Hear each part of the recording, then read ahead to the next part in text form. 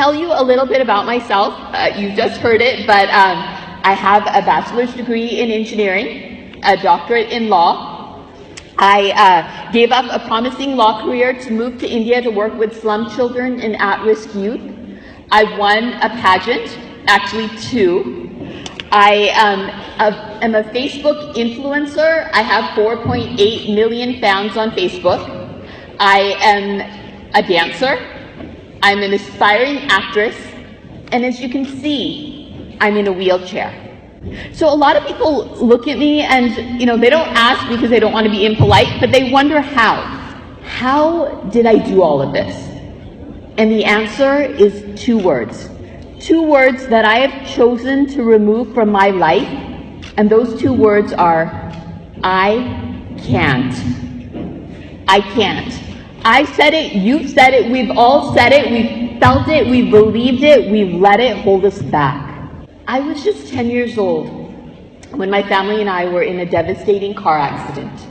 One moment I was sleeping in the back seat of my parents' car with no worries in the world, and the next moment there were ambulances all around and doctors told my parents I would never walk again.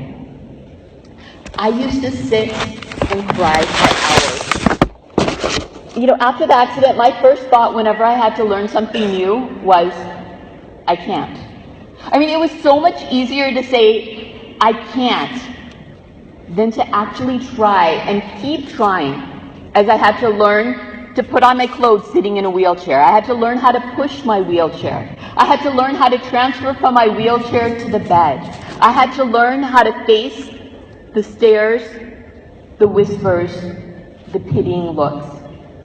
I felt like my life was over. My dreams were shattered. I was never going to be able to be anything. I was never going to be able to do anything. I could have easily said, I can't, and given up on life.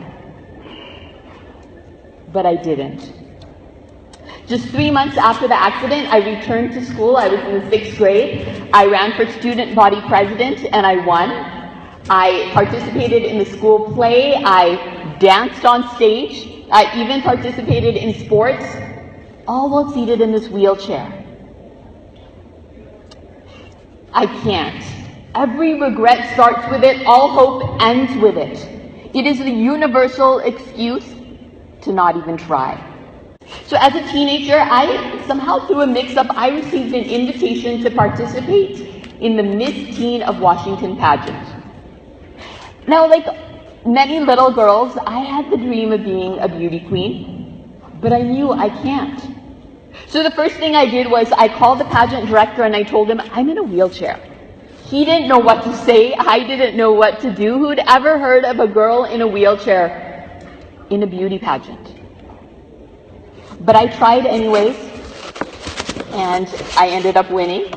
And I became the first person in the world in a wheelchair to win a pageant where the other girls were not in a wheelchair. I can't. Don't say it, don't feel it, don't believe it, and do not let it hold you back. I was always a straight A student, so after high school, when it came time to go to college, I was terrified. There were thousands of students, and the campus was huge if you've ever been to the UW. I didn't even know how I was going to get from class to class, but I went anyways. And I ended up graduating near the top of my class with a bachelor's degree in engineering, and I went on to law school and I graduated with highest honors. I can't. I didn't say it. I chose not to feel it. I refused to believe it. And I did not let it hold me back. I then worked for one of the world's leading aerospace companies. Many of you have heard of it, Boeing. And I also went on, after law school, I worked for a leading law firm. I clerked for 2 federal level judges. I was on partnership track. But all this while, I basically wanted one thing from life. I wanted to change the world. I wanted to make a difference.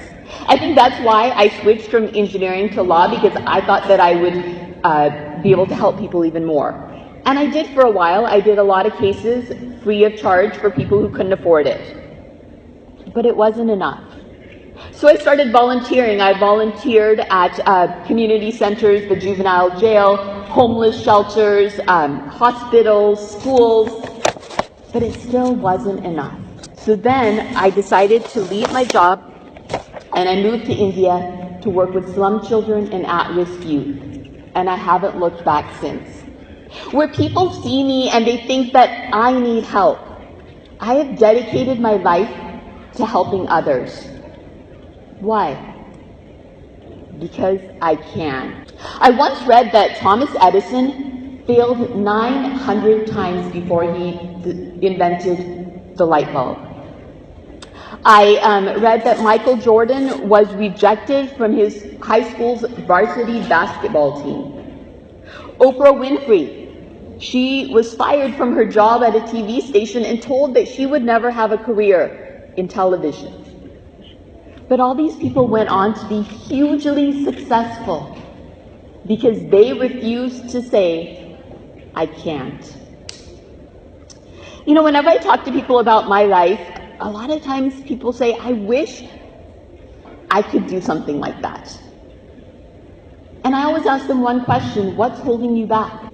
And today I want to ask all of you, what's holding you back? And I'm sure if you were to answer this question honestly, it would include the two words, I can't. I can't because I'm too young. I can't because I'm inexperienced.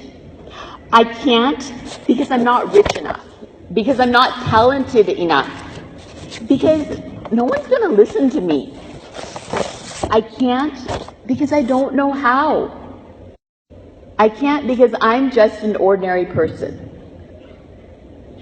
I can't. What if Malala Yousafzai had said, I can't?